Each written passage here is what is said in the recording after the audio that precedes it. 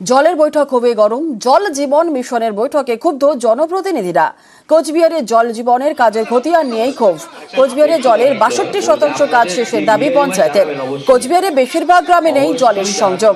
প্রতিবাদে পঞ্চায়েত বৈঠক ছাড়লেন জনপ্রতিনিধিরা।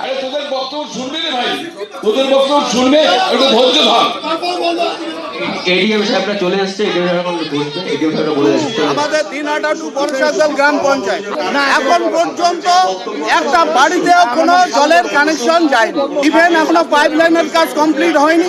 এরা শুধু বলছে 60%, এত পার্সেন্ট হয়ে গেছে, এখনো পূর্ণাঙ্গভাবে কোনো কাজ করেনি। এবং এদের সঙ্গে যোগাযোগ করা হলে এরা কখনো গ্রাম পঞ্চায়েতে গিয়ে যোগাযোগ করে না। কাজ করতে গিয়ে প্রায় 80% কাজ দিয়ে 20% হয়নি। কিছু লোকের ক্ষোভ বিক্ষোভ থাকবে, জনপ্রতিনিধি ভাই হলে আমরা কি আমাদের ধরে না, এটা হয়নি কেন, ওটা হয়নি কেন।